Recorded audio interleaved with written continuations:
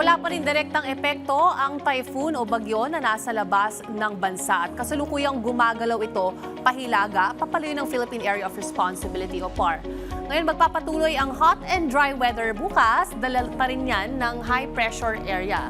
At sa susunod na linggo, asahan po ang posibilidad ng mga localized thunderstorms sa hapon, dala naman ng easterlies kasabay ng mainit na panahon.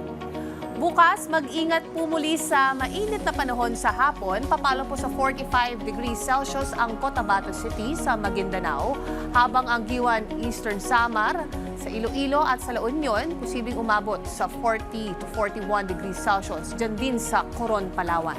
Dito naman sa Metro Manila bukas ng hapon, halos nasa 40 degrees ang posibleng abutin ng temperatura sa Pasay City, sa Naiya area, at dito naman sa Quezon City, posibleng umabot sa 36 degrees Celsius. Paalala po muli para maiwasan ang heat exhaustion o heat stroke, magbaon po tayo ng panangga sa araw at kung maaari pa rin iwasan ang outdoor activities sa tanghali at sa hapon.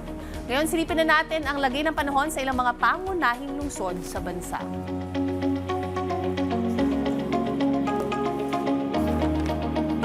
Keep safe at stay hydrated. Laging tandaan may tamang oras para sa bawat Pilipino. Panapanahon ng yan.